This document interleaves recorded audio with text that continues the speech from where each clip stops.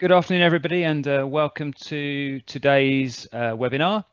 This is the first of several webinars this year on ensuring accurate classification of variants in BRCA1, BRCA2 and HRR genes.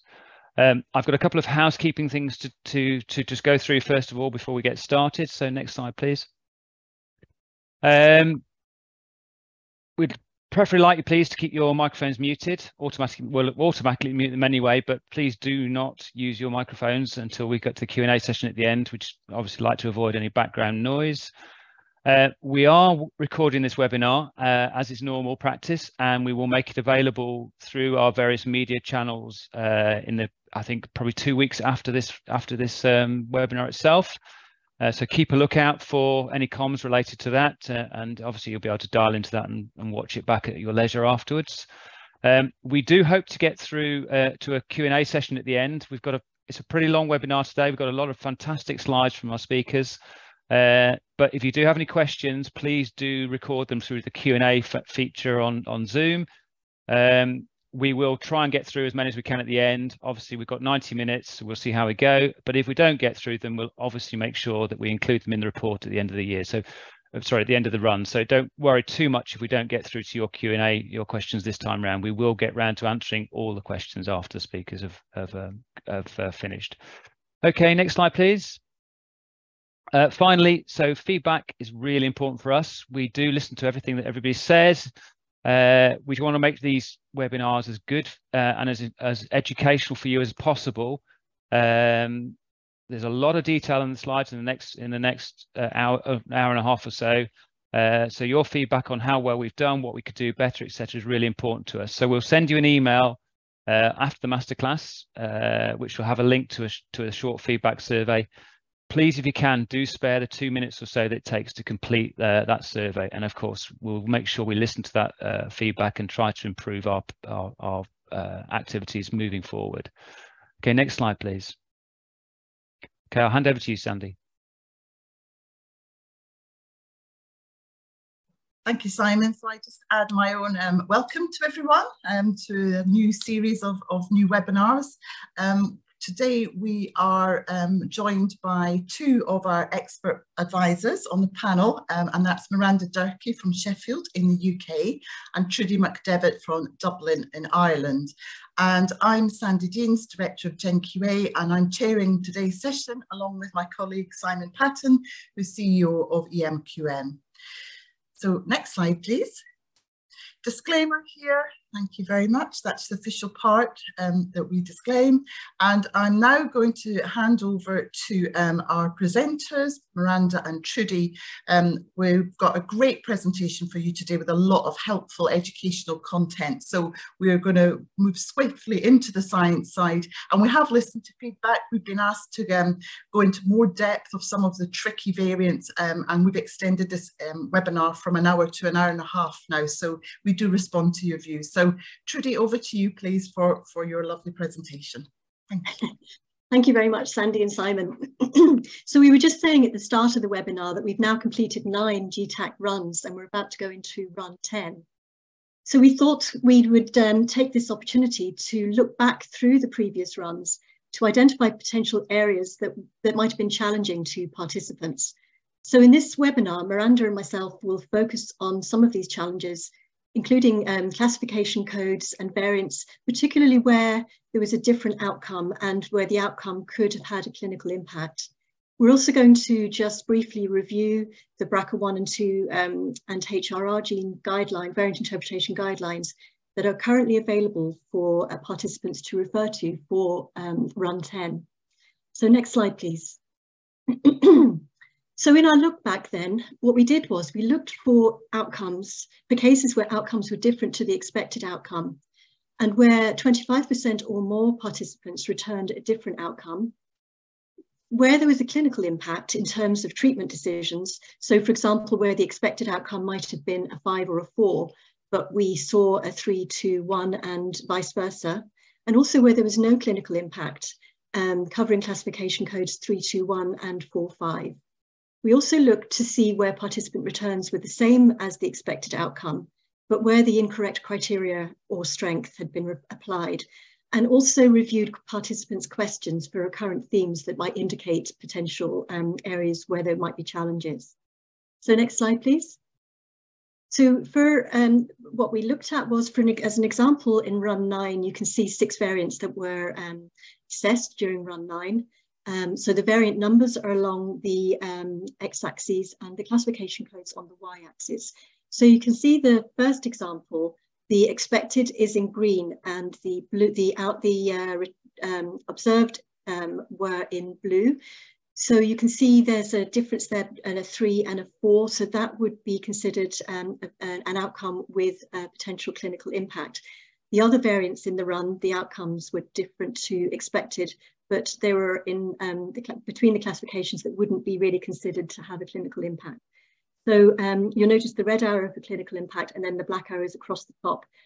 They should, all 5 variants should be black arrows. That's just an error there with a cross. They're all the same. So next slide, please. So what we found then, this is just a summary of our findings. We looked at runs 4 to 9 over years 2020 to 2022. You can see the number of participants who completed and the genes that were analysed in each run. So what we found was the numbers of outcomes that were different to expected are the first numbers in the final column. And of those in brackets are the outcomes where the differences could be associated with clinical impact. So next slide, please. The recurrent challenges that jumped out to us were in these main categories that are listed in the first column. So PVS1, which variants were appropriate for this code to be applied and which strength. Functional studies, which functional studies were appropriate to use and at which strength. Population control data, in particular BS1 and PM2. So for the cases that you're seeing on NOMAD, which of these criteria are appropriate to apply? The PS4, taking a case counting or case control analysis approach, which studies were appropriate and how to do them? Applying multifactorial data, which codes apply and which strength? In silico evidence, which tools and which strength? Assessing conservation for the codes BP1, BP3, PM4 and BP7, how to assess if a variant or area was strongly or weakly conserved. And then combining codes, which codes should not be used together, and the final adding up of codes to get the final classification. So Miranda and myself will look at each of these areas in a bit more detail. So next slide, please. So reasons for the different outcomes. Well, it's due to different guidelines being used, different tools and databases being referred to, inappropriate classification codes, appropriate classification codes but inappropriate strength, and then combining errors and final summation errors. So next slide, please. So which guidelines? At this point, we'd like to refer you to a really good webinar that was at the start of Run 8 that is a fully comprehensive overview of guidelines, databases and classification codes by Kathleen and Andrew and Miranda. It's available on the GenQA and EMQN YouTube channels and is a very good starting point for going into Run 10. So next slide, please.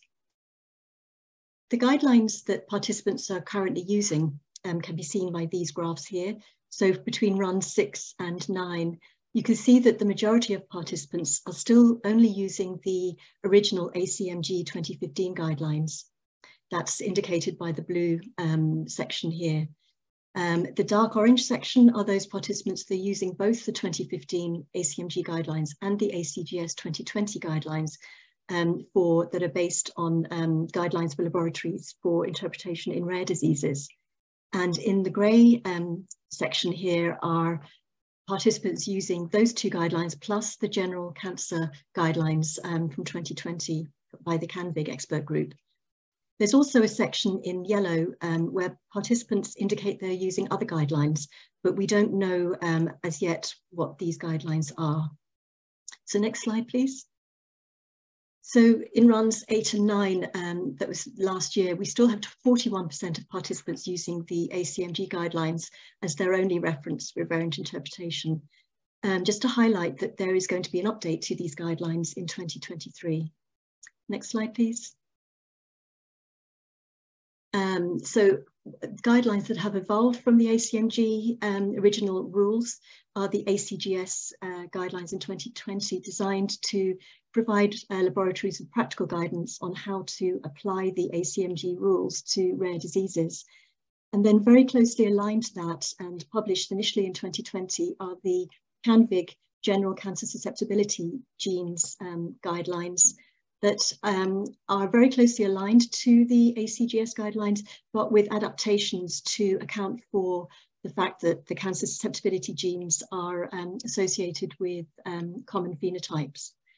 Then we have gene-specific guidelines evolving from these for CHEK2 and BRCA1 and 2 from the CANVIG group, from ClinGen VSET group for ATM, and then this year there will be the Enigma BRCA1 and 2 updates and PALB2 also due in 2023. So lots of changes expected this year.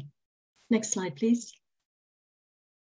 So guidelines evolve as new recommendations come out, as occurred for the ClinGen SBI recommendations for PM3, PM2, PP5 and BP6, as the scientific literature changes with new studies, improved in silico tools, and also very importantly from feedback from diagnostic laboratories as more and more testing and more genes are being analysed. You can see an example here of an update from 2.16 to 2.17 from the CANVIG General Cancer Guidelines. And then to the right of that, you can see the reasons why the guidelines were updated. So there's a constant feedback process going on with new information being fed into the guidelines, because it's really important that the guidelines reflect current practice in diagnostic laboratories. So next slide, please.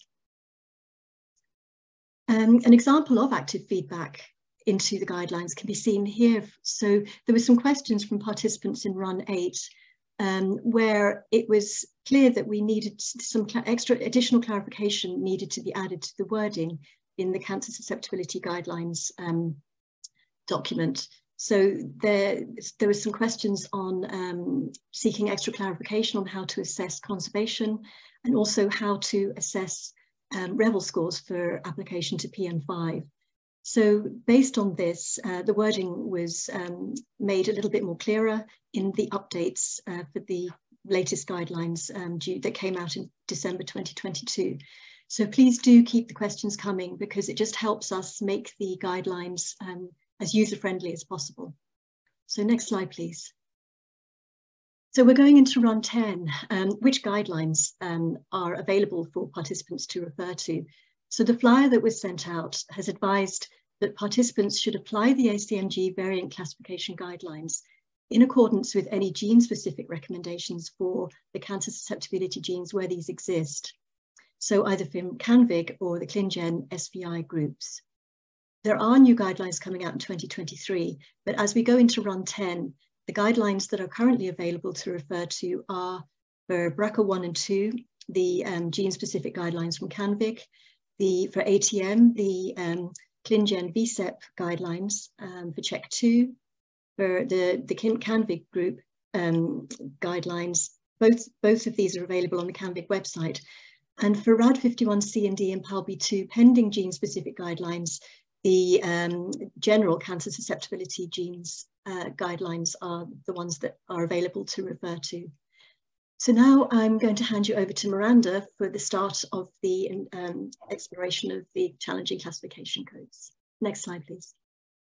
Thank you so much, Trudy. That was a great kind of overview of everything. And now we're going to start on quite a deep dive into those kind of tricky classification codes. And as Trudy said, particularly focusing on areas and variants that the classification differences could potentially lead to a clinical impact. So next slide, please. So I'm going to start with PVS1. So PVS1 is the code that we use for a null variance. This could be a nonsense, a frame shift, a canonical splice site, or an initiation codon, or a copy number variant, obviously where loss of function is a known mechanism of disease. And a lot of people think that PVS1 is quite an easy code. Actually, there are loads of complexities. So next slide, please. So my first example is from run 6. This was a BRCA1 variant where you got a single nucleotide deletion causing a frame shift and then a stop codon 68 amino acids downstream. I'll come back to that. So you can see from the histogram that the assessors were expecting participants to get a classification of VUS or uncertain clinical significance. But in actual fact, the vast majority of participants scored this variant as lightly pathogenic or pathogenic. And as we all know, that could have significant clinical impact for those if this was a real patient. Next slide, please. The second variant is 2 runs later, RAD51D, very similar. It's a single nucleotide duplication, again causing a frame shift. This time, the majority of participants did get the expected classification as VUS, but we've still got 75 participants scoring it as lightly pathogenic. Next slide, please. So let's go back and look at the PVS1 guidelines. So obviously there was some limited information in the Richard et al. Publication in 2015. And then in 2018, Tayoun et al. Published these PVS1 specific guidelines with a lot more detail and really helpfully this fantastic PVS1 decision tree. Next slide, please. So we're just going to look at part of that decision tree, and in particular the part that's relevant for these two variants that we're looking at. So it's in both cases they were a frame shift variant, and so your first decision to make is whether this variant is predicted to undergo nonsense mediated decay. So on the right hand side of the slide is a very simple kind of schematic showing whether how to predict whether NMD might occur or not. So on the left hand side of that schematic, it's showing you where you get a stop in the last exon of the gene, and actually you have the ribosome is able to displace all the exon junction complexes, and therefore that RNA would be translated into protein. It might be a truncated protein, but it would still be present. However, on the right-hand side, it shows you if you've got a termination codon further upstream in one of the preceding exons, then the ribosome can't displace those EJCs, and you triggers the nonsense-mediated decay pathway, and you get complete degradation of that RNA, and then you get no protein produced. Next slide, please. So there's a fantastic tool available on Decipher website. It's an absolutely brilliant, really easy to use website. So if you go to Decipher and then go to the protein tab and kind of select your gene of interest. And as we saw from the previous schematic, it's not quite as simple as it's exons in the variants in the last exon that escape NMD. Actually, nonsense variants or truncating variants in the first 100 base pairs, or the last exon plus the 50 base pairs of the penultimate exon can escape NMD. So I've just zoomed in on each of those areas, and it's a bit small, but you can see that there is this predicted NMD escape tract on Decipher, and you can see from that for BRCA1, NMD escape is predicted from codon 1806. Therefore, our variant from run 6, which has a frame shift starting at 1854 and then a very long tail kind of until you get a stop, there would be no nonsense mediated decay predicted. Next slide, please. And very similar for the RAD51D gene. Again, zooming in on that last exon, you can see that NMD escape is predicted from codon 284. And so our variant from run 8 with a frame shift from 322, again, would be no nonsense mediated decay predicted. Next slide, please. So the next step in the decision tree is to assess what the functional role of that region of that protein is and how much of the protein is involved. And in both these cases, if you zoom in on Decipher, you can see that both the arrows show where the frame shift starts, and not where the truncation is, but where the actual frame shift starts. And you can see in both cases, it's right near the end of the gene. You can see the kind of the X for the stop codon. And you can see that in both those cases, they are not functional domains, and they are very poorly conserved. And particularly for BRCA1, you'll notice that 68 amino acids downstream actually means that this variant is a protein extension variant, which I'll come back to. Next slide, please. So let's go back to our decision tree. So we know it's not predicted to undergo nonsense mediated decay. We know that the role of the protein function is unknown. It's not in a functional domain. We know that loss of function variants are not common in population studies. We can see that the variant removes less than 10% of the protein. Therefore, the maximum strength we can apply PVS1 for these variants is PVS1 moderate. Next slide, please. So now let's have a look about how participants applied PVS1. So remember, in both cases, class 1 is our expected classification. So BRCA1 at the top for class 3. You can see a smaller number of participants applied PVS1, and when they did, they tended to use it at the strength moderate. But you can see moving into class 4, a much higher proportion of participants applied PVS1, and they tended to do it at either strong or very strong. And then moving into the class 5, the majority applied it at very strong. And this was where these kind of problems in classification is coming from, by overweighting that PVS1. And we can see very similar for RAD51D, that the class 3 expected, a smaller proportion applied PVS1, and they tended to apply it at moderate strength. Those that classified it as class 4 more used PVS1, and they tended to apply it at strong or very strong, so overweighting it. Next slide, please. So a quick kind of add in for PVS1 versus PM4 for stop loss variants, because I think particularly we know we've got participants from all over the world, which is fantastic. So if you are looking just at the Richards et al. Guidelines, that there are some further developments in the ACGS 2020 guidelines that are available online, and particularly this decision tree for stop loss variants to decide whether you have non-stop decay, NSD, is very helpful. So I thought I'd point out that that is available. Next slide, please. And just to quickly show you why this may be important, on the left-hand side is the schematic kind of showing the mechanism of non-stop decay. So if the ribosome runs all the way through and through that poly-A tail, you end up with this very long RNA that's targeted for degradation.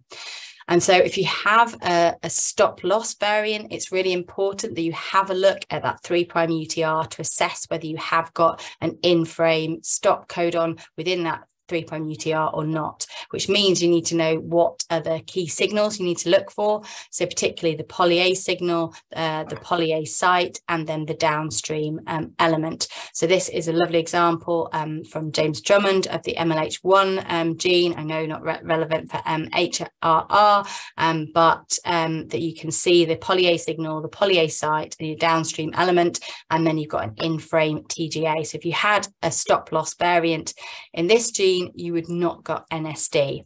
And the reason I'm showing you this is because this is also very important for that BRCA1 variant from run 6, because that was a protein extension. And again, it was really important that you checked whether there was NSD present or not, in which case there wasn't. If there is NSD present, you would get a null variant, and you would be able to use a strong code for that. Next slide, please. Okay, so I'm sticking with PVS1, but now I'm moving from kind of truncating into splicing. And this was a very interesting variant from the last run 9 in the ATM gene, and it's a +2 C to T. So we were expecting a classification of class 3, but actually we had over 150 participants scored it as class 4 or class 5 with those clinical implications. Next slide, please. So the top picture is schematic from Alamut Visual Plus, showing the splicing predictions. And hopefully you can all see that actually the only tool that predicted that natural splice site was Splice Site Like Finder. None of the other tools predicted this kind of rarer natural splice site. And the reason is, you can see the picture on the bottom, is that the most commonly used nucleotide at that +2 position is T. But actually a +2C is used in 1.4% of natural splice sites. So in this case, next slide, please. You can also looking at some of the other in silico tools. Splice AI showed no impact. And then from the other Alamut Visual tools, again, Splice Site Finder, found the natural splice site and so predicted no effect. The others, because they didn't see the natural splice site, that's an effect predicted. Next slide, please. So in conclusion, this variant changed a rare natural GCAG splice site to the very common natural GTAG splice site.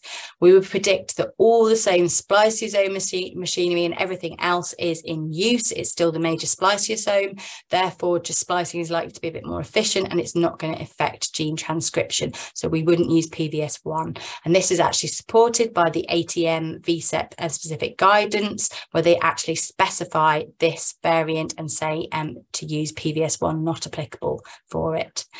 Next slide, please.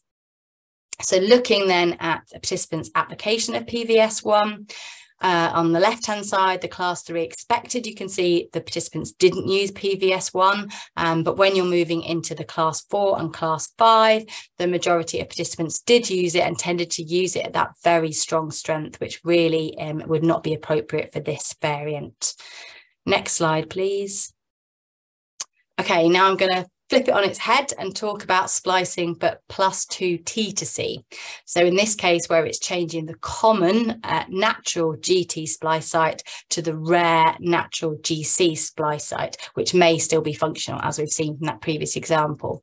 And a really good example of this is the BRCA2 C.8331 +2 T to C variant, which was previously reported as pathogenic in multiple cases, but actually this study by Nix et al. 2022 was published, and they did a lot more work on this, and particularly RNA studies, and showed that this variant actually produces 62% wild type transcript.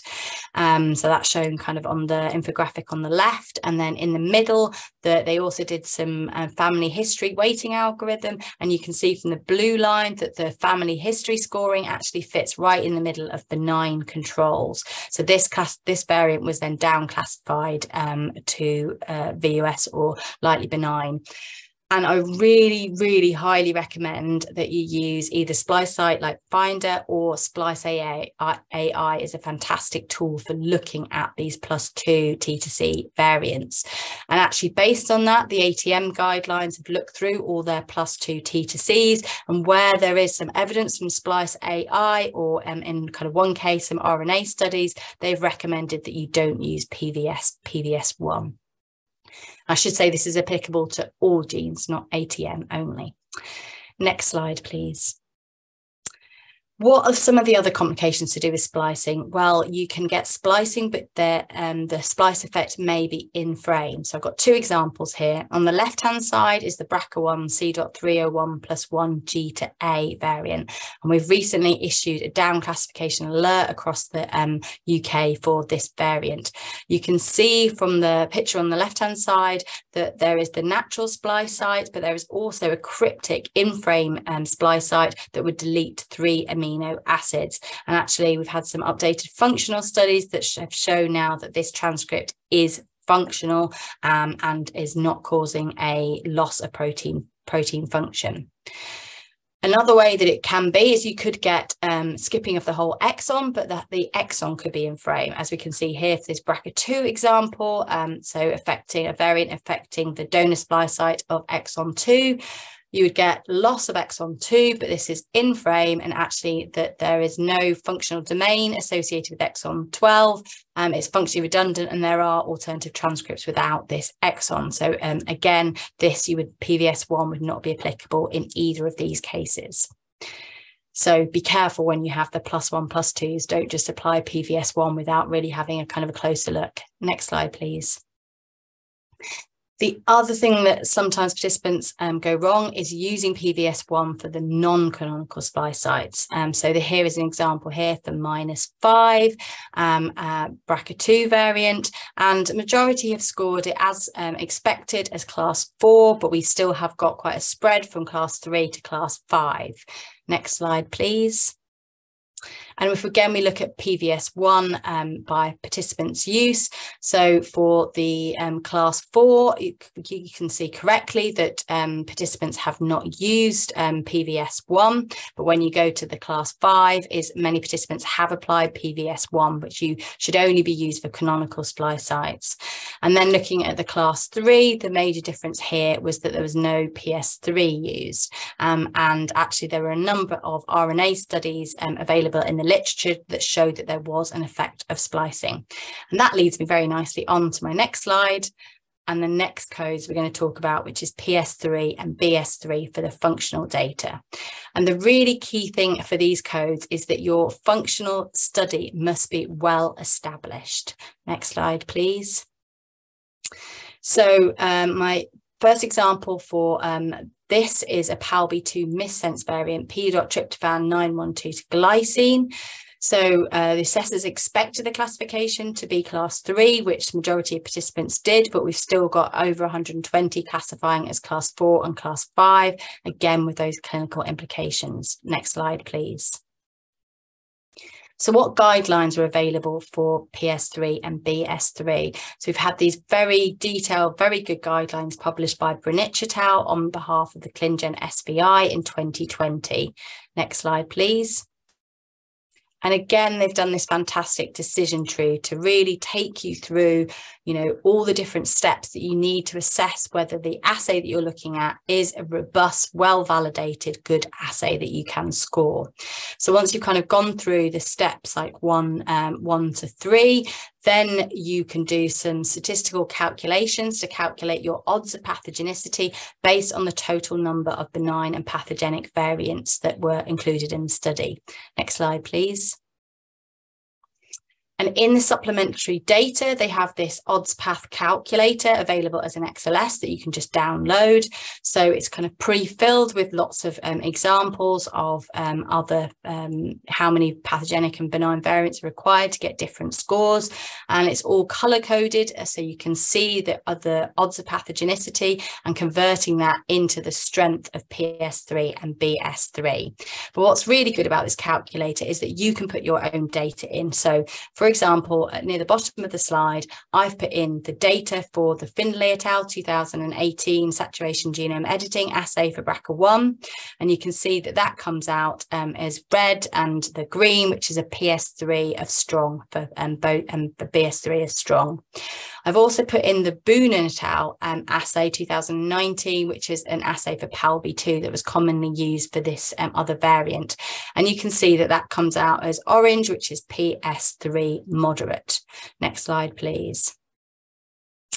So when we look at expected versus observed, you can see for when the class 3 as expected, a smaller number of participants have used PS3, and those that have tended to use it at the reduced strength of moderate. Whereas when we move to those that classified it as class 4, a higher proportion used PS3, and the majority of them applied it as strong or even very strong in some cases.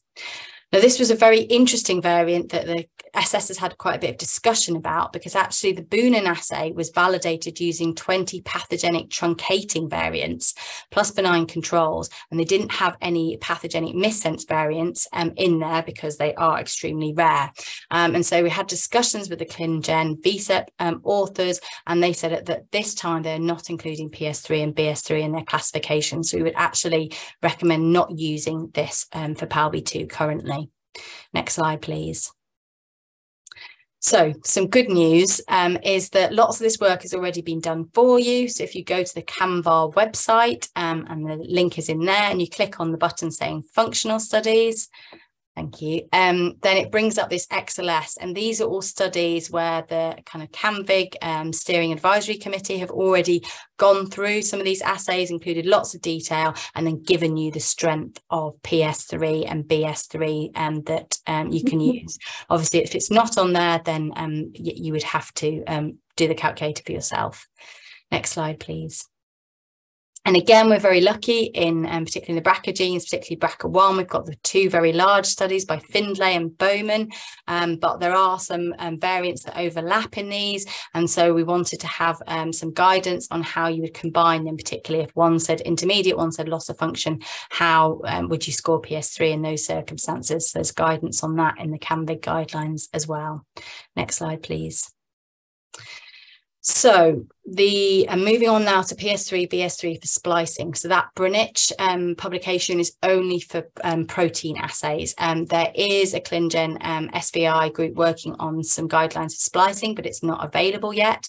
So meanwhile, we need to apply the same principles for any RNA splicing assays. We need to make sure it's a robust, well-validated assay. So has it been independently replicated? Were sufficient normal controls used? Is the splice isoform you detected naturally occurring? Is the splice effect leaky? So do you get some wild-type transcript produced from that same allele? A reminder that you don't use this code if it's a canonical splice site. You would use it. You use PVS1 in those cases. And because a lot of the RNA studies often confirm the predictions that the resulting kind of transcript is out of frame and therefore would be degraded and be a null allele, some VSIPs are now using PVS1_O for observe for splicing assays. In the CAMVIG guidelines, we've decided to stick with the PS3, but we've actually increased the strengths. You can use PS3 up to very strong if you've got 2 orthogonal assays showing loss, out of frame transcript and no evidence of leakiness. Next slide, please. And I'm now handing back to Trudy. Thank you very much, Miranda. So continuing with the deep dive into the classification codes, we're moving on to PM2 and BS1 for population data. So PM2 rare in controls and BS1 common in controls. Next slide, please. For these, I'm going to look at 5 BRCA1/2 variants from previous runs. And in this table, you can see the nomad data, total nomad in the 3rd column, the 4th column, nomad data for, oops, apologies, the 4th column for nomad data for in the non-cancer females cohort. And then in the final 2 columns, the number of applicants, number of participants who applied PM2, the total number, and in brackets you have the percentage, and the number of participants who applied BS1. So next slide, please. So what do the guidelines say about PM2? So the original ACMG guidelines say that PM2 can be used at a moderate level if the variant is absent from large general race match population. The ACGS 2020 guidelines say that it can be used at moderate if it's absent, but also if it's rare in nomad by using scientific judgment and the CardioDB tool to help with this. The general cancer guidelines allow the use of PM2 at moderate or supporting level and give extra clarity so that it can be used as moderate for no observations in a cancer-free control series of more than 50,000 individuals, or it can be used at supporting if it isn't absent, but it's at a frequency of less than 0.002% in a cancer-free control series of greater than 50,000 individuals. The gene-specific guidelines for BRCA1 and 2 give extra guidance on this. Again, you can use PM2 at moderate or supporting, but the nomad data should be from cancer-free female controls due to the low penetrance in males. For CHEK2 and ATM, PM2 is only allowed to be used at a supporting level because of the common phenotype that's associated with these genes. So next slide, please. So in the examples that we've selected here, if you look at the number of cases in the non-female nomad cohort, the variant is present on nomad. So to see if PM2 applies at a supporting level, you can use you need to see if the threshold of less than 0.02% in greater than 50,000 individuals is reached. So you can see in all these cases in yellow, we don't reach that threshold. So therefore, in these examples, PM2 cannot be applied. So next slide, please.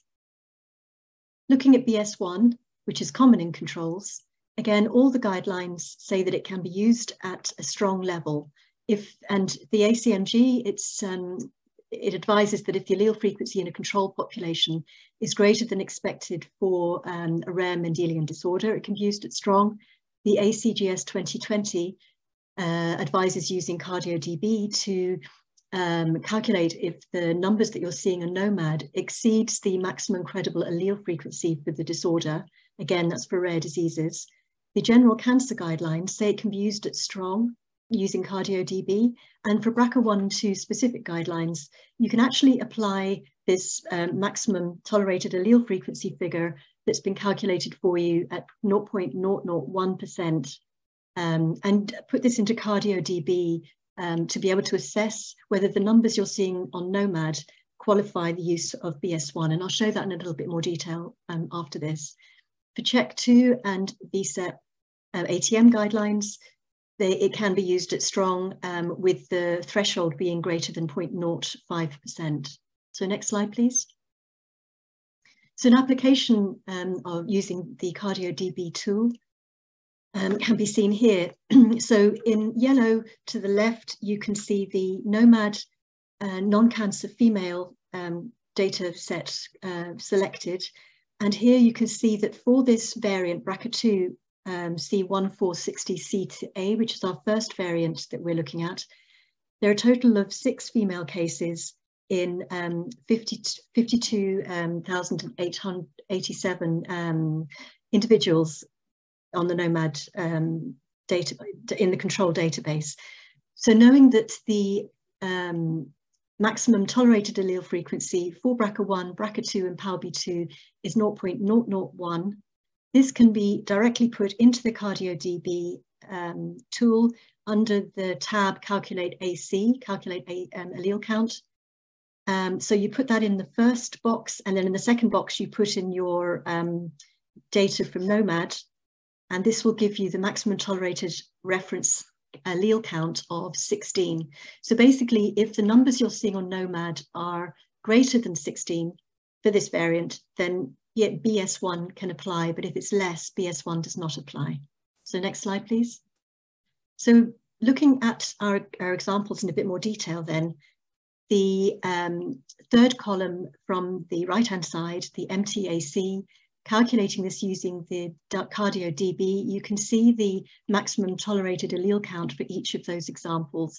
So if you directly compare that to the numbers that you're seeing on the non-cancer female NOMAD cohort, you can see that none of these reach the threshold to be able to apply BS1. So for these examples, neither PM2 nor BS1 apply. So next slide, please. So looking now at PS4, which is your case counting or case control. Next slide, please. What the guidelines say about PS4 case counting, the ACMG say that PS4 can be used at a moderate level if you are seeing the variant in multiple unrelated patients with the same phenotype and it is absent in controls. The ACGS 2020 say that it can be used at moderate and supporting depending on the number of cases that you're seeing. So if you're seeing 2 or more unrelated unaffected individuals, you can use it at a moderate level, or if you're seeing 1 unaffected, unrelated individual and it hasn't been reported on NOMAD, then you can use PS4 at a supporting level. The general cancer guidelines also follow the ACGS guidelines. And then there's a recent update an update to the BRCA1 and 2 guidelines, follow the general guidelines that give extra guidance because of the common phenotype associated with these genes. So extra stringency is applied so that PS4 supporting can be applied if you're seeing the variant in 5 or more different HPOC families, and it can be used at moderate for more or equal to 10 different HPOC families, and also that PM2 has not been applied. For CHEK2 and ATM, these recent guidelines do not allow the use of PS4 for case counting because of the common phenotype issue. So next slide, please. So if you're case counting, you need to make sure the variant is absent from NOMAD, that the phenotype is consistent with HBOC, and sources of cases that you can use for case counting are peer-reviewed scientific literature, inter or intra-diagnostic laboratory databases, curated databases such as LOVD and HDMD, but not ClinVar unless you can actually obtain detailed information on the phenotype of the cases. So next slide, please. So where PS4 is really useful is in case control analysis. And here you can confidently use it at different levels because you're obtaining a statistic, the significant results when you compare cases and controls. So your cases and your controls must be ethnically matched. An example of where you can obtain cases information is in the CanVar UK database, which is accessible from the CanVig website. It's an information resource where all the data from genetically tested cancer genes from UK laboratories is deposited. So you've got cases together with all the numbers that have been screened. And then you can use this and compare with controls on NOMAD using the tool that's detailed there, the Stat Pages tool. So next slide, please. So as an example, looking at this BRCA2 variant, if you go onto the CanVig CanVar database, you can see here that there are 3 cases where this variant has been identified in the testing cohorts from the UK laboratories, in a total of 56,427 total programs tested. You can use your NFE equivalent from the white ethnicity cohort to give you 3 in 43769. And then you can compare that to the NOMAD figures if you look to the right using the NFE data, where there's 1 case in 51,349 individuals sequenced. So you can put that into the table in the Stat Pages tool. On the left, where your condition is present, that's your cases. So that would be 3 in 43769 minus your 3. And then for your controls, you put it in the absence section. So it's 1 case in 51349 minus your 1 case, which is 51348. Then this will calculate your p-value. And in this case, it gives you 0.340. And you can see by looking at the table associated with the PS4 that in this case, it doesn't reach the threshold for being able to use PS4 even at a supporting level. So in this case, PS4 cannot be applied. Next slide, please. So at the other end of the scale then, an example is this BRCA2 variant. Again, on the CanVar UK database, you can see there are 19 cases reported. And in NOMAD, there are 2 cases. So again, putting this data into your statistic tool, you obtain a p-value of 0. Now, the odds ratio is really important here because the cases on the UK database include a lot of historical cases that would have been ascertained when family history information was critical, and there was strict criteria for selection for testing. So therefore, we consider it enriched familial cases, and the OR is therefore set at stringent greater than 10 and lower 95% confidence intervals of greater than 1. So you can see that these have been reached for this variant, and this result allows you to use PS4 at a very strong level for this particular variant. So next slide, please. Case control information can also be available in the literature. So in run 9 variant, this CHEK2 variant was one of the cases involving a deletion of exon 9 to 10. And in this 2007 paper, it's presented to be present in 0.4% of the controls and in 1% of unselected breast cancer cases, giving you a significant p-value of 0.02 and allowing PS4 to be used at a strong level. So next slide, please. So now we're going to move on to the PP5, BP6 reputable source codes. So this is codes that can be applied to data that's reported on the ClinVar database. Next slide, please. The guidelines say initially ACMG rules say that these codes could be used at a supporting level. The ACGS 2020 guidelines removed the use of this code for rare diseases, but allowed an exception for common cancer susceptibility genes due to the large data sets that are available on the ClinVar website, data from Ambry, Invitae, GeneDx, for example. However, the updated cancer susceptibility genes guidelines that came out in December 2022 have removed the use of this code under the exception rule based on the BRCA and Harrison SVI recommendations. The BRCA1 and 2 2022 guidelines will be following this recommendation very shortly, but at the moment in this guideline that's still available to refer to, the exception rule is still allowed, whereby these two codes can be used at a supporting level. And also in here, there's guidance on how to apply Enigma multifactorial data to be able to use PP5 and BP6 at either strong, moderate or supporting. And I'll go into that in a little bit more detail in the next few slides. The recent guidelines on ATM and CHEK2 have removed these codes. They are no longer allowed to be used for this. Next slide, please. So looking at these codes in a bit more detail, in run 6, we had this variant where the expected outcome was a class 2, but where most of the participants returned a class 1. Now, this is likely because of the entry on ClinVar, the 3-star entry of benign based on the Enigma expert panel classification. And you can see many of the class 1 participants applied BP6 at very strong and strong, likely based on this Enigma results. So this would be an inappropriate use of BP6 according to all the guidelines. So using BP6 in this way, the maximum strength it could be used is BP6 supporting, giving you an overall classification of 2. Next slide, please.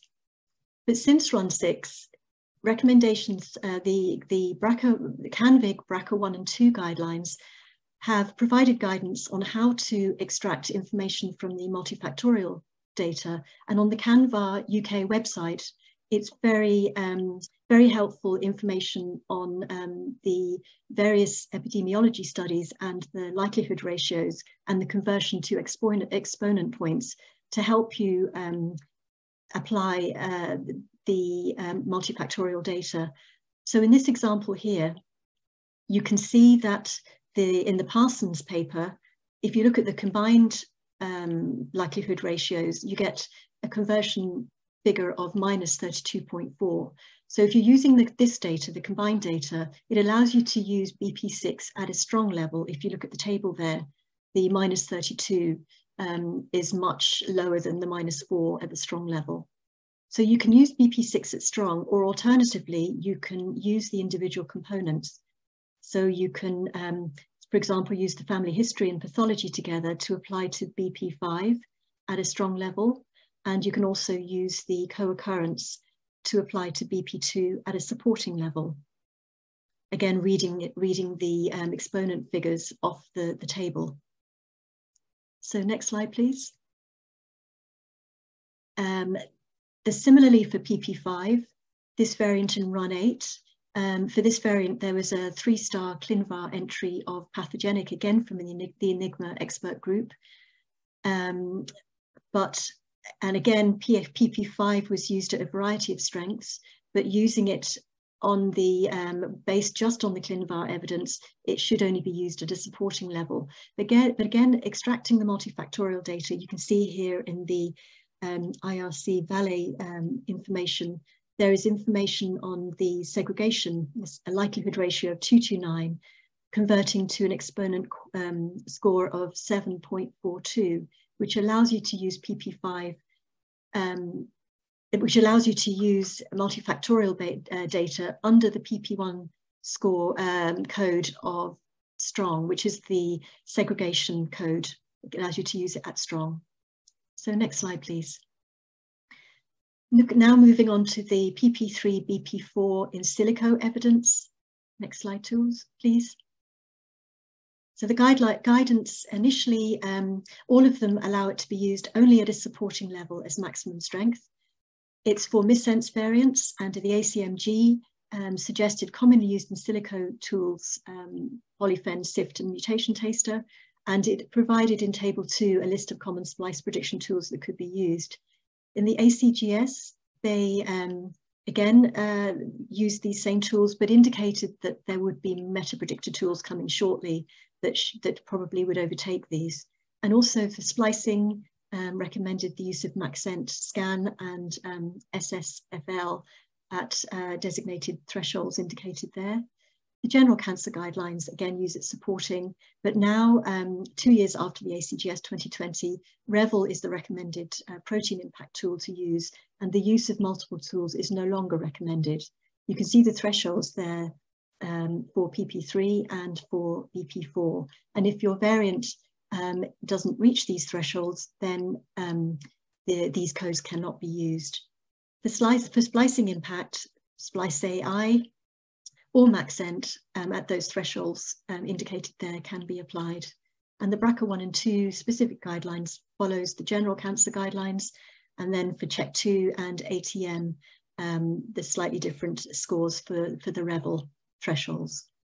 Next slide, please. So now handing over back to Miranda to talk a little bit about when conservation needs to be considered.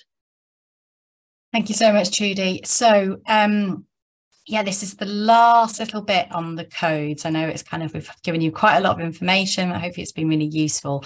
So some of the codes where you might need to consider the conservation and take that into account is PM4 and BP3 for in-frame deletions or insertions, or if it's a BP7 synonymous variant. Next slide, please. So PM4 and BP3, this is from the CAMVIG guideline, and we're saying that it should be applied with caution in poorly conserved regions. At the moment, we're saying that they've given you some examples of in silico tools that can help support your decision to apply PM4. In the fullness of time, we're hoping that there's going to be, big studies on these in silico tools and really work out what's their sensitivity, specificity, negative predictive value, etc., and be able to recommend which tools are best to use. But at the moment, they're quite limited. And we would recommend that you use it at moderate if it's an insertion of deletion of 2 amino acids or more. But if it's only a single amino acid, you're better off using that at maximum strength of supporting. Next slide, please. So looking at this example BRCA variant, this was a single amino acid deletion of asparagine 369del. We were expecting the classification to be class 1, but you can see that there are a significant number of participants that scored it as class 2 and class 3. And in fact, PM4 was applied by 36.5% of participants. Next slide, please. So if we have a look at this region, this is on Alamut Visual Plus. So on the left top hand side, you can see that it's this variant is not in a functional domain. The variant is only found in mammals. It is conserved in mammals, but it doesn't go any further down the evolutionary tree. On the left hand side bottom is a couple of examples of the output from the in silico tools, which are fairly borderline. I don't think really support the use of PM4 or BP3. And then again, looking at the nucleotide conservation, this is a screenshot from Alamut Visual Plus again, and the top track shows you your nucleotide conservation, and you can look at your PLAS-CON score or your PILO-P score, and they're the cutoffs that have been recommended by ClinGen to define that. So you can see that this region really is pretty poorly conserved also at the nucleotide level, therefore PM4 would not be appropriate. Next slide, please. So moving on to BP7, which is for synonymous variants. And so the key thing is here, if you have a synonymous variant, you have to check whether that, make sure there is no impact on splicing and the nucleotide is not highly conserved. In addition, BP7 can be used for 2 other examples. So it can now, and this is kind of standard across the ClinGen VSEPs, it can be used for intronic variants at or beyond +7 or -21. So don't use it for intronic variants around those kind of critical splice regions. And you can also use it for non-coding variants in the UTRs. I've got 2 examples here. So on the left is a BRCA1 synonymous change, 4185G to A. But you can see that this variant affects the last G of the exon. You can see that the nucleotide conservation on the track above is very highly conserved, and if you look at splicing, you can say that this variant is predicted to affect splicing. Therefore, BP7 is not applicable for this variant. However, on the right hand side, the BRCA1 C.3837A to C, you can see it's synonymous change and that the PLAS cons and the PILO-P scores are very low. You can see from the graphic it's not conserved, and therefore BP7 would be applicable in this case. Next slide, please. So that's us done for looking at the individual codes, but we know one of the other really difficult areas is how you combine the codes. And most importantly, it's taking care not to use the same evidence twice in multiple codes. Next slide, please. So one of the most common ways that you can kind of overcount the evidence is some of these prediction codes. So PP3, PM1, PM5, particularly PM1 and PM5. So PM1 means your variant is located in a mutational hotspot or a critical, well-established functional domain. PM5 means you've seen a missense change, but there it's the same residue where a different missense change has been determined to be pathogenic before. As you can see, these criteria are not independent and there is a significant overlap. So a mutational hotspot kind of by definition means there's highly likely to have missense changes at that same position. In addition, the CANVIG guideline sets out that you cannot use PM5 where you have functional data towards benignity.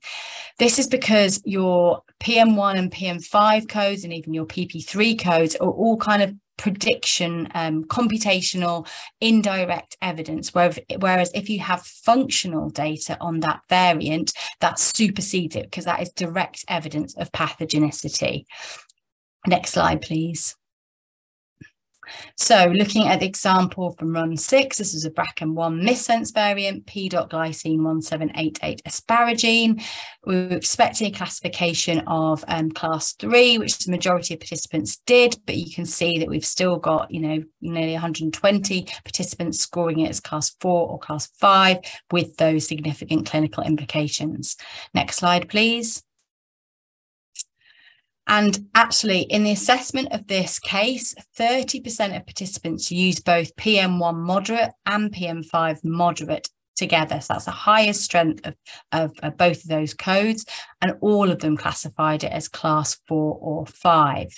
If we look at this snapshot, this is the latest classification on Canva UK, that you can see kind of where it says data included in classification, there is a reasonable amount of evidence towards pathogenicity or the P codes, but then there is the Parsons et al. Enigma multifactorial data that actually has a strong likelihood ratio towards benignity, which would be sufficient to apply BP6 strong. And also, really importantly, where it says data not included in classification, you can see all those functional studies that were available at the time, obviously, of this GTAC run that show that it actually has fairly standard HR activity, and that most of these functional assays had classified it as functional or a VUS. And so again, this is much more important data than that kind of predictional data, and you would not want to be applying PM1 or PM5 for a variant that has got this much data from that direct functional evidence. Next slide, please. Another code where it can be tricky is for splicing, where you shouldn't use the BS3, BP4 together and PS3 and PP3 together. This can be a little confusing because for a missense change, we do allow these codes together because they are different pieces of evidence. So for a missense change, the in silico tools are looking at evolutionary conservation, and then your functional assay is looking at function. Whereas for splicing, the in silico tools are just predicting whether there is going to be an effect on splicing, which is then generally confirmed by the RNA studies. So again, we can use the splicing in silico tools to support the application of kind of BS3 or PS3, but not apply them together. Next slide, please. So example here is run 6, C.301 plus 7, G to A.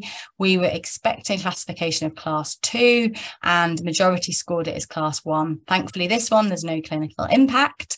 Next slide, please.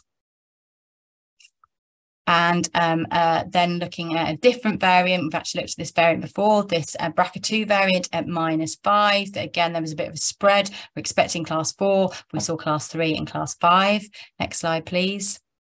And then having a look at both of these variants together. So you can see for the BRCA1 301 plus 7, the vast majority of participants that scored it as class 1 used both BS3 and BP4 together. And for BRCA2 variant, the pathogenic one, again, when they scored it as class 5, so a bit overweight in the evidence, again, the vast majority of participants have used both PS3 and PP3 together. Next slide, please. So more good news is that a lot of this, I know this can be very difficult, but this is laid out really nicely in the CAMVIG guidelines. So if you go to the CAMVIG guidelines and go all the way to the end of the document, there is this fantastic grid that shows you all the different kind of code combinations. So where you've got the pale green, that means it's fairly straightforward. You are allowed to use those codes together. Where it's a darker green, then it can be permitted, but there might be some caveats. And so there's a little number and you refer to the table on the right hand side to make sure that you are applying it appropriately. Red means is not permitted to use these codes together. And again, some of them have the code. And so again, on the right hand side, I've just highlighted the PM1 and the PM5, showing that is not permitted. Next slide, please. And again, we've got exactly the same for combining all the benign criteria. And again, I have highlighted the BS3 and BP4 for splicing. Next slide, please. And then I'm now finally going to hand back to Trudy, who's going to talk about collation of codes. Thanks, Miranda. So we've come to the final part of the webinar. And at this point, you've collected all your evidence, you've assigned all your codes, and you're at the point now where you're going to just add them all up, see what you have to obtain a final classification. And we have found, when we did our look back, that there are a significant number of cases where the final classification, even though the evidence criteria was correct, the final classification ended up being wrong due to errors in the summation. So next slide, please. So the initial guidance on collating your evidence is as given here on the original ACMG guidelines, where you can see they provide rules on combining the classification for pathogenic, likely pathogenic, benign, likely benign, and uncertain significance, and the various categories here. So next slide, please. So following on from that, the Bayesian classification framework was developed to refine this more. And as a result of that, the ACGS further refined the original rules to adjusting to the Bayesian framework to provide the table that's available for you to refer to in the 2020 guidelines. There's a small error here in that the cut and paste is just missed off the top section. But if you look in this paper, the top section should be pathogenic A, and the first line will be 1 very strong, and following on then a strong, moderate, and supporting. The CAMVIG guidelines for the general cancer susceptibility genes also provide a very helpful numerical way of collating your evidence. So you can assign exponent points for evidence towards pathogenicity. So if you have a very strong piece of evidence, you can assign an 8. If you have a strong 4, moderate is 2, and supporting is 1. Or for benignity, if you have a strong, it's -4, moderate is -2, and supporting is -1. And the thresholds are if you have 10 or more, then you reach pathogenic. If it's between 6 and 9, it's likely pathogenic. Between -1 and -5, it's likely benign, and less than -6 is benign. And if you have a value that's 0 to 5, then that would be in the class 3 VUS range. So next slide, please. So in summary, what we've covered in this webinar, we've carried out just a review of what guidelines are available for participants to refer to as they go into Run 10. We've explained how they evolve over time and provided guidance on appropriate ones to refer to. We've covered an overview of previous runs, looking at tricky variants and codes that were observed, and in particular those where different outcomes could have had a clinical impact. And we've carried out a review of code strengths and combinations that we observed to be applied insignificantly by significant numbers. And we hope that we've provided some clarification to help with this for future runs. So thank you. Handing back to Simon and Sandy. Thank you, Trudy. So we, I think, have been overwhelmed by the amount of educational content there. Fantastic. And I think you definitely have brought some clarity. I'm sure there'll be quite a few people who want to review it once and watch it again once it's available on the YouTube channel. So thank you very much indeed, both of you, because I know a huge amount of work has gone into that presentation. What we would like to do now is just advertise the fact that Run 10 is open from today onwards, and that will be open for your own convenience to log in and enrol and participate in the new run. The run will close on the 14th of April, and I believe we have about 450 individuals currently enrolled. So I think it's definitely a great opportunity to use the newly learned knowledge that we've just shared on this webinar to take that forward. So just please do get in touch with either EMQN's office or GenQA's office by email or on our website to find out further details of how you can enrol and for participant instructions, and we hope that you find this a useful exercise. We do plan to hold a second webinar following the close and the analysis of the data of Run 10, and I hope you can join us on that one. But now we have some quite few interesting deep questions submitted on the Q&A for us to now review. So Simon, will we kick off the Q&A now? Yeah, we will. Thank you, Sandy. And obviously my thanks also go to Miranda and Trudy for a fantastic presentation.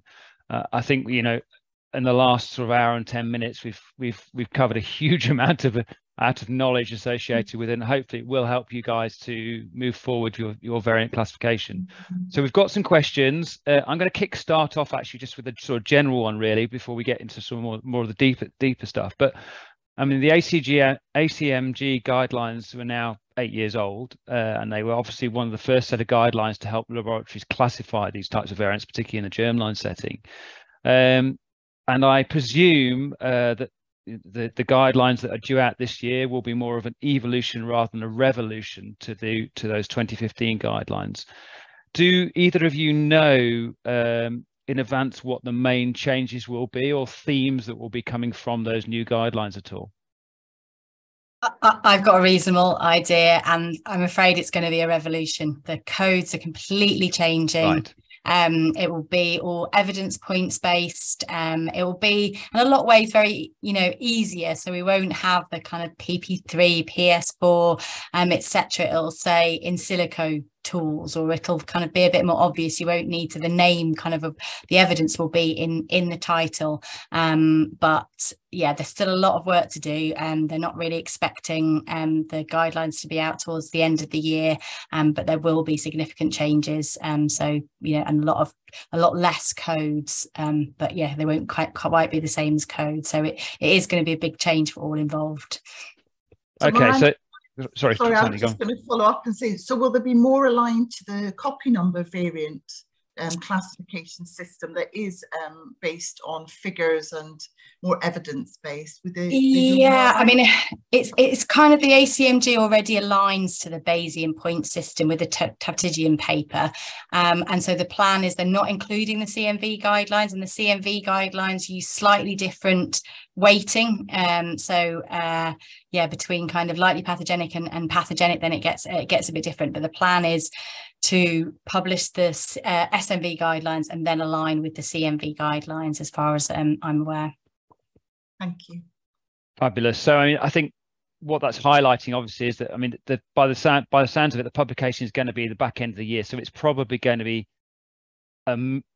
not effective for us to include them in this year's runs. Probably run 11 will still, although that's towards the back end of the year, may miss that publication date. Obviously we don't know when that will be, but clearly there's going to be a lot more learning required for every laboratory, which we'll try to pick up as obviously in next year's runs, and if that publication's out so late in the year. But clearly there's definitely a bit more work in terms of education and experience required for the laboratory to pick it up.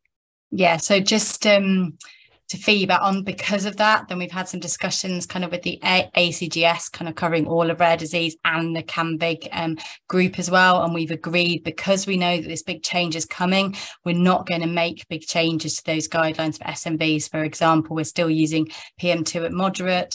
There's the new PP3 paper, but we're not going to make those big kind of changes, because we know that we're going to have to then change everything towards the end of the year. So it felt like we'd be better off waiting, having everything together, and then making all those changes.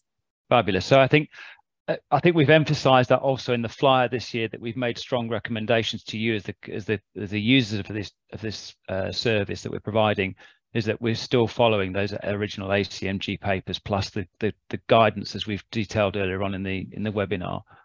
So we won't be pushing the new ones forward until obviously next year, by the sounds of it.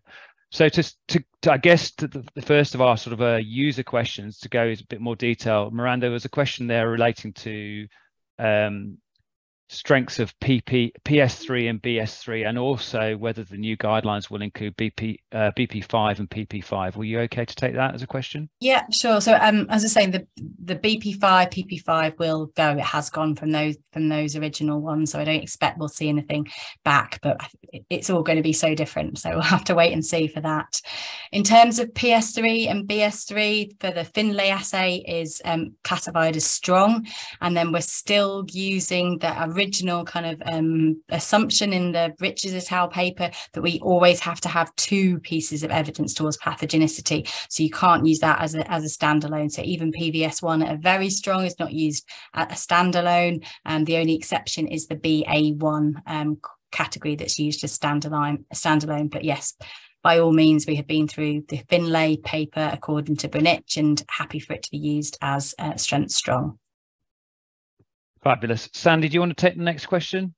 Can I just say, sorry, I just realised, going back to it, we're talking about the ACMG updates, but what we do know is coming this year is the Enigma VSEP guidance.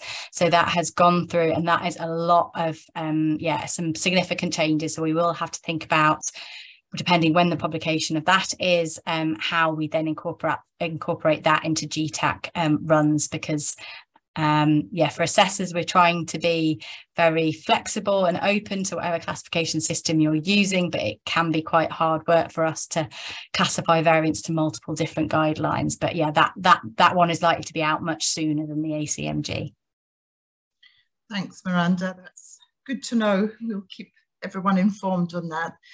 Yes, Simon, there's a couple of themes coming up here. I'm going to just pick out software and pipelines and automation of variant classification. I think that's something that we're all struggling with, just the amount of workload that actually involves with cases in the lab. So somebody's asking, is there any validated software or pipelines that can be used for automatic variant classification?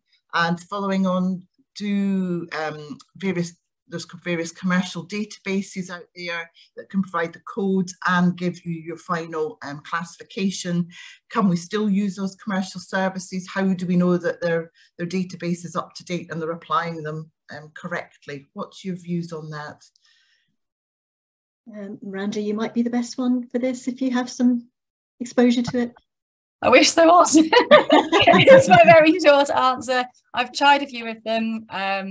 and there's still a lot of work to be done. I think from my experience, lots of them overclassify variants. They particularly overweight PM1 and kind of other of the prediction codes, and I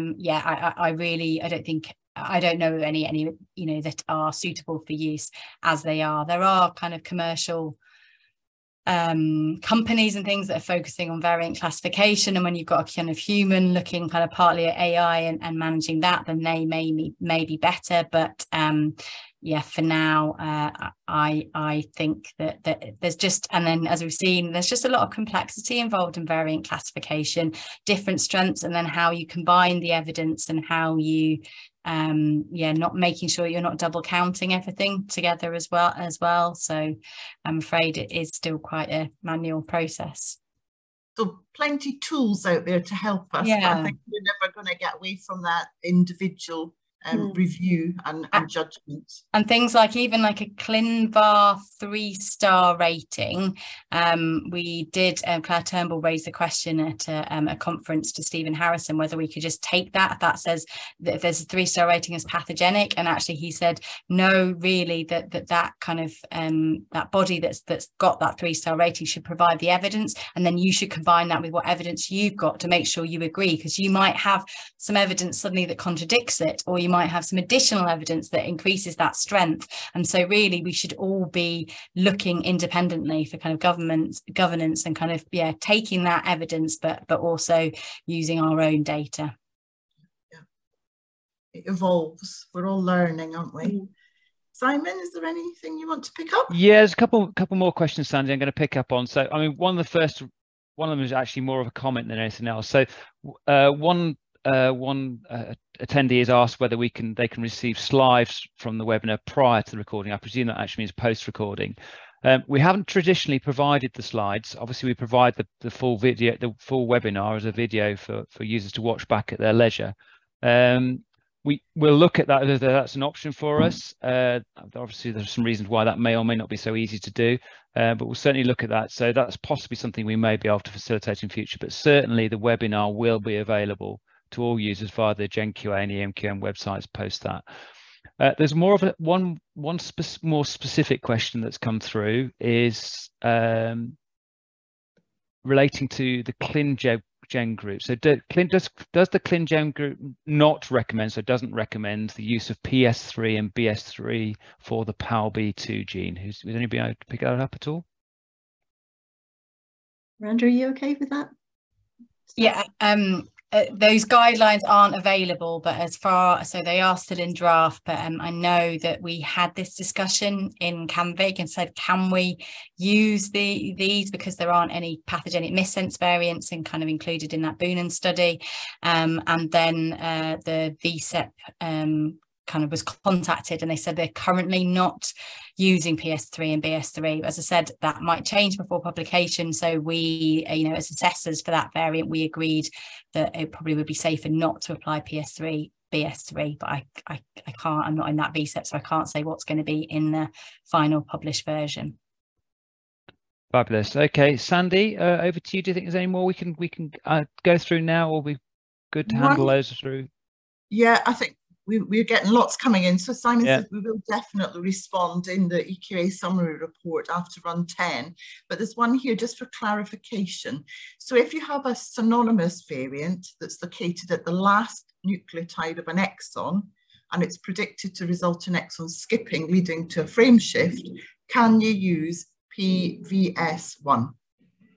And they actually provide a case as well for that one, I think, as well. Yeah, the BRCA2 variant, So at the moment, the last G of the exon and the +5 GTA, which we know from kind of publication again is very highly likely to affect splicing and not included within PVS1. I hoped that the splicing SVI paper that is actually out as a preprint now would include those, but because they haven't done what they said was that because they haven't looked at the other variants around it to know whether it was kind of in frame or out of frame, and you still got to do that assessment, they haven't included those. But for example, the APC VSEP are using the last G of the exon and are applying PVS1 from supporting, I think, from not applicable up to strong for some of those. They've assessed each of those last exon variants. They're variable, but currently that, as far as I know, is the only VSIP that's that I'm involved in that is using PVS1 for those last exons. So currently no, all you can apply is a PP3 supporting, whereas sometimes it's a bit frustrating because all the in silico tools are showing a complete loss, and you want to apply that at higher strength, but no, not currently. Thanks, Miranda. That was very, very pertinent question to ask. Thank you. Got one more, Sandy, relating to PS3. So to the panelists, what's your point of view concerning the variants classified PS3 by Lyra et al. for BRCA? I think that must be BRCA1 and 2. Do you set these as PS3 v strong?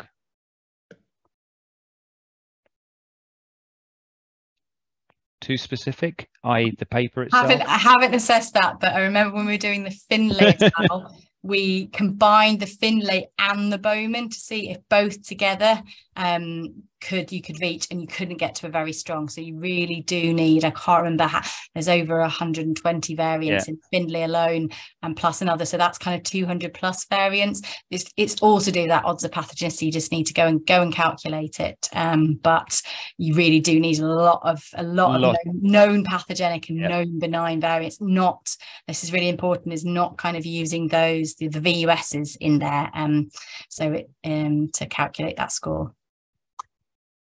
Fabulous. I think that's all the questions we've got, Sandy. I think we've covered all of those. And great questions. Thank you. Really good questions. Indeed, and for Miranda and Trudy dealing with them live with no preempting. Very challenging sometimes. Absolutely, completely agree.